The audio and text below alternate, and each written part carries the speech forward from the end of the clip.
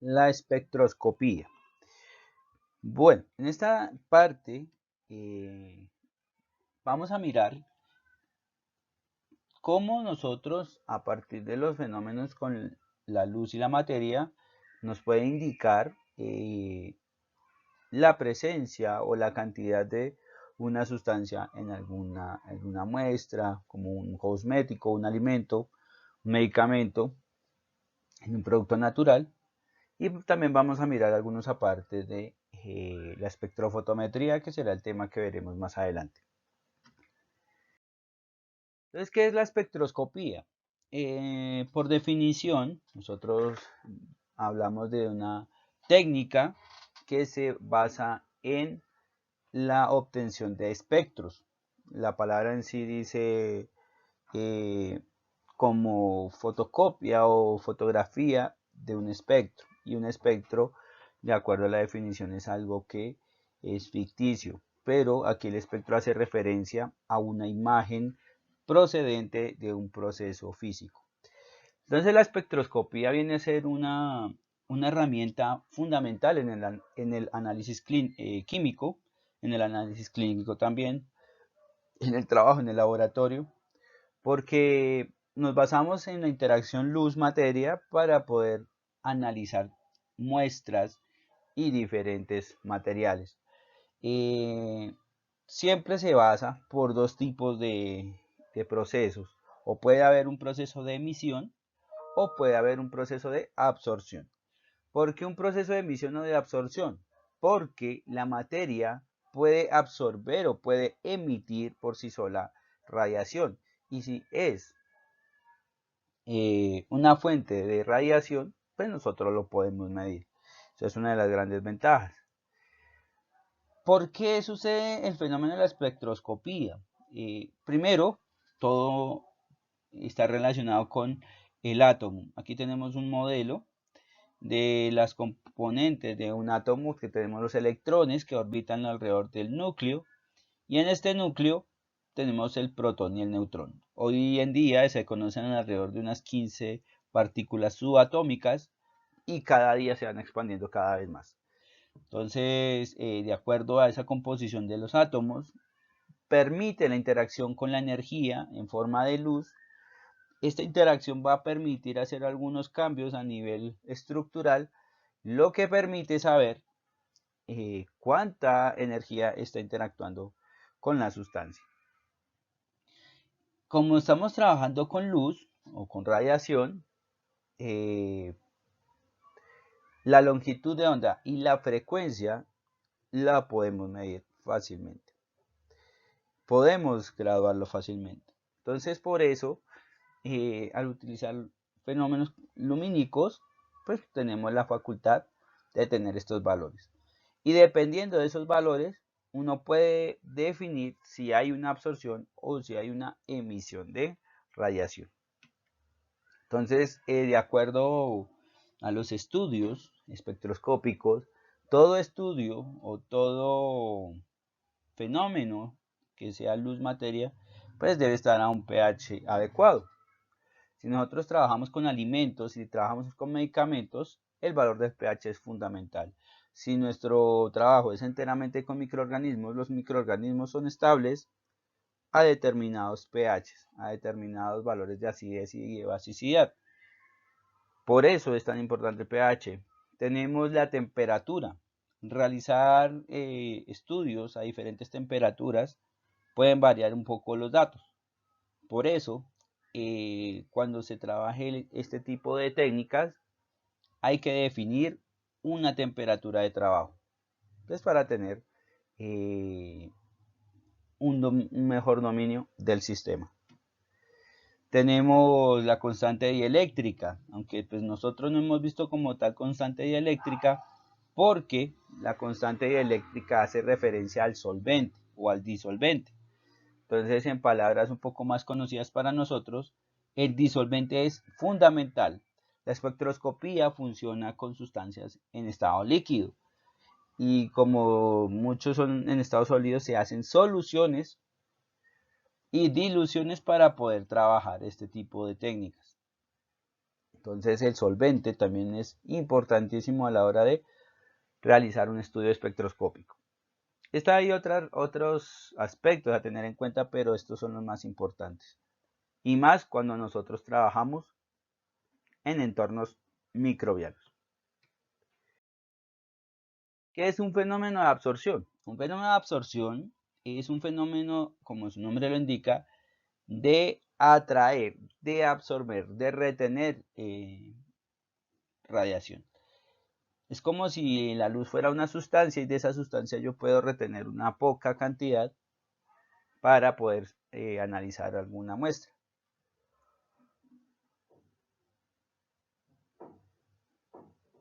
Aquí tenemos tres espectros. Tenemos el rango del visible y nos damos cuenta que ahí en la figura hay tres elementos: sodio, mercurio y litio. El sodio tiene unas líneas determinadas. Esas líneas determinadas son a diferentes longitudes de onda, al igual que el mercurio, al igual que el litio. Esas líneas que ustedes encuentran ahí es lo que conocen como líneas espectrales. Esas líneas espectrales son únicas para cada elemento y aumentan de acuerdo al número atómico. Entonces, si yo tengo un elemento, este elemento va a tener unas líneas definidas a unas longitudes de onda determinadas y por ende, pues eso sería como una huella digital. Ningún elemento tiene las mismas líneas que otro, porque si llegara a ser cierto, pues estaríamos hablando del mismo elemento. Las líneas me indican la radiación que está absorbiendo la sustancia. Listo, por ejemplo, en el sodio tenemos dos líneas muy cercanas a 580 nanómetros, que son las características del sodio.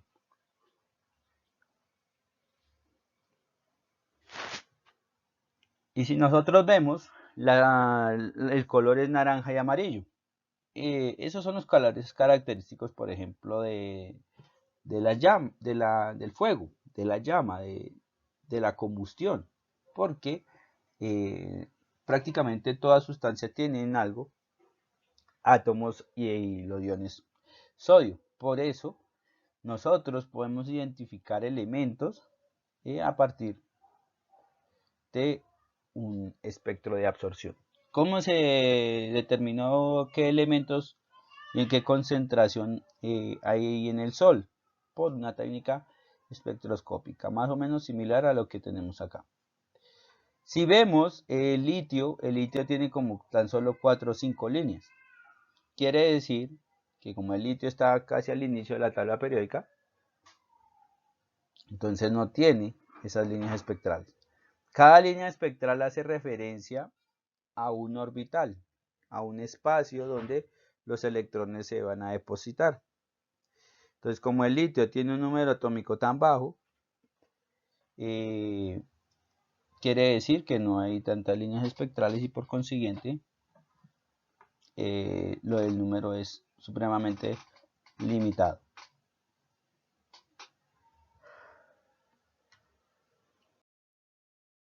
En el fenómeno de absorción vamos a mirar que para que ocurra deben ocurrir ciertas cosas. Primera, una fuente de luz. Cuando hablamos de espectroscopía, y más exactamente en un fenómeno de absorción, debemos tener en cuenta el tipo de luz. En espectroscopía, más que todo UV visible, se utilizan dos tipos de lámparas, una de tungsteno y una de deuterio. Ya eso más adelante lo veremos cuando veamos el interior de los equipos. Tenemos una rejilla de difracción, ya veremos para qué se utiliza. Tenemos la muestra y tenemos el detector del equipo, porque todo esto lo hacemos mediante sistemas electrónicos.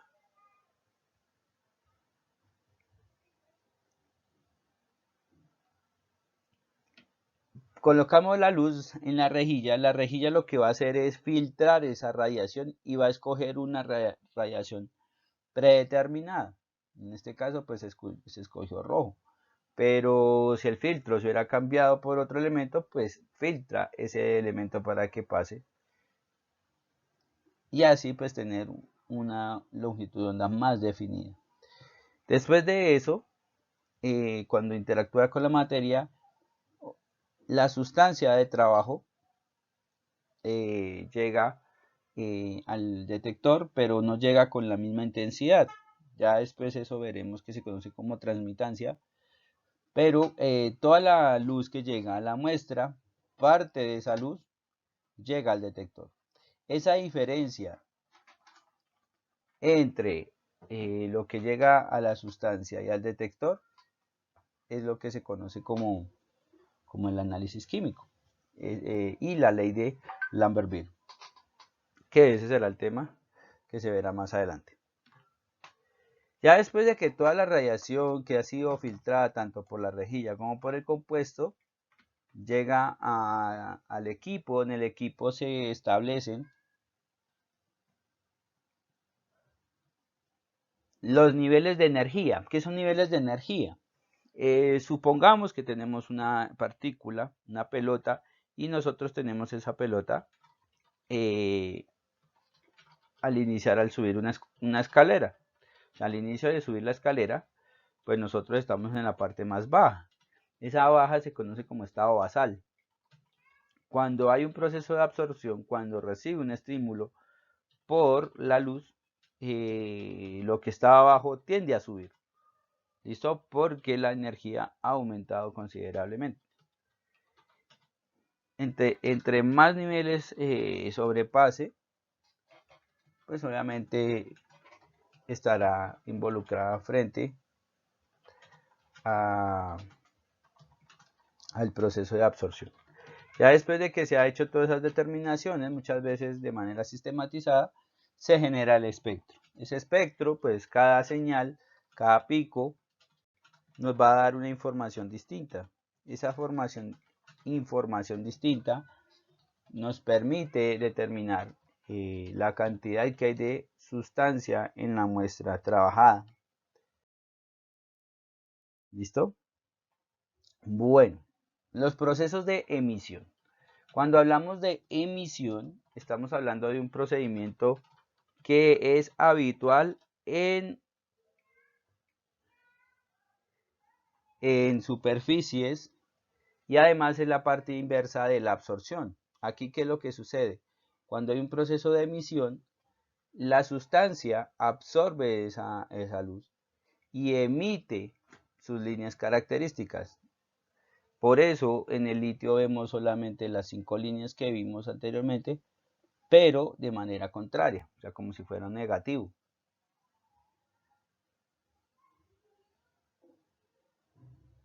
¿Listo? Y a medida que van aumentando los niveles de energía, que esa es la forma en que aumentan los orbitales, aparecen muchos más bandas que nos implica la existencia de un cationo alfa. ¿Listo? El potasio tiene mayor número y el bario, que es un elemento que está abajo de la tabla periódica, tiene esa cantidad de líneas espectrales. ¿Listo? Entonces en un proceso de emisión yo suministro la energía, la materia despide energía y esa energía yo la puedo medir. Veamos cómo se hace. Entonces en un proceso de emisión tenemos nuestra fuente de luz, tenemos nuestra muestra, incidimos radiación de algún tipo, dependiendo de la muestra. ¿Y qué va a pasar? Nosotros seguimos suministrando, dejamos de suministrar energía y eso hace que la sustancia se excite y al excitarse, pues ella misma libera energía en forma de luz. Esos procesos es como cuando nosotros utilizamos las sustancias que se iluminan en la oscuridad, siguen este principio. Absorben toda la cantidad de energía que puedan y cuando lo puedan, pues lo liberan para tener un mejor resultado.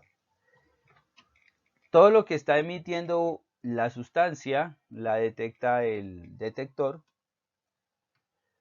Lo que pasa es que cuando nosotros suministramos energía a una sustancia de este tipo, los cambios están muy ligados a la frecuencia y a la constante de Planck.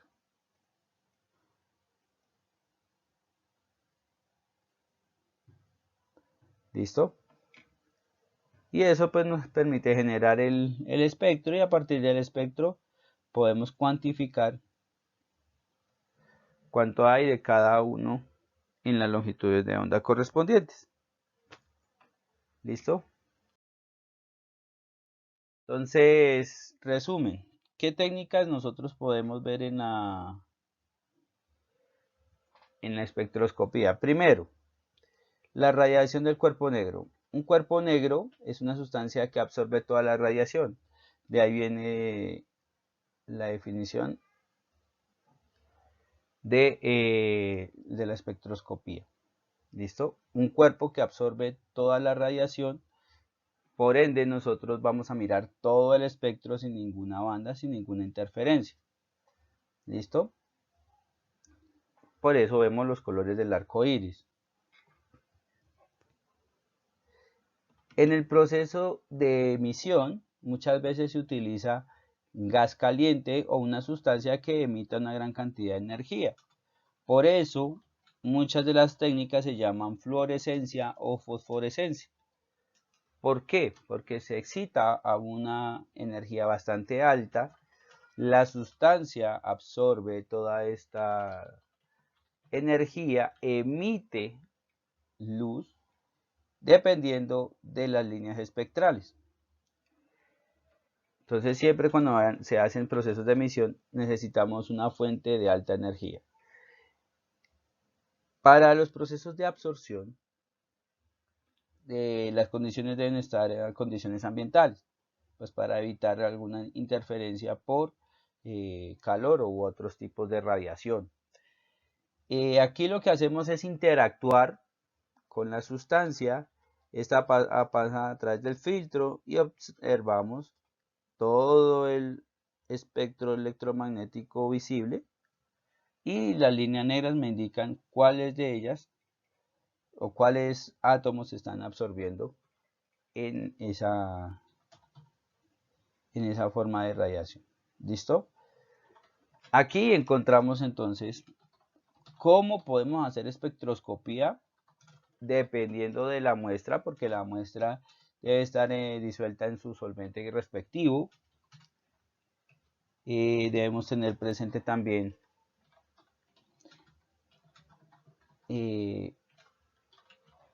a qué tipo de sustancia se la vamos a aplicar. La ventaja de la espectroscopía UV visible es que aplica para una gran cantidad de compuestos muy amplias, y por eso es una técnica así que se utiliza bastante a la hora de realizar un análisis químico. ¿Listo? Otra cosa, todo esto lo hacemos de forma instrumental. Todo lo hacemos desde el equipo.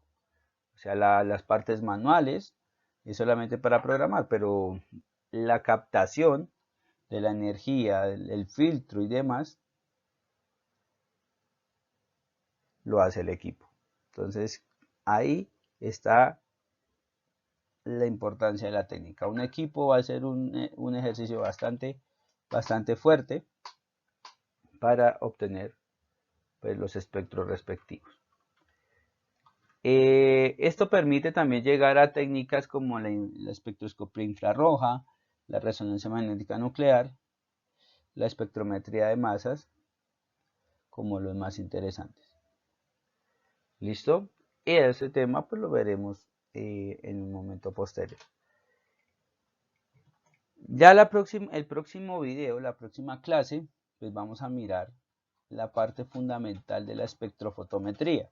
Pues tomando todos estos conceptos, podemos llegar al concepto más entrañable, que es la espectrofotometría o la medida de la luz y de todas las posibles variaciones que puedan haber.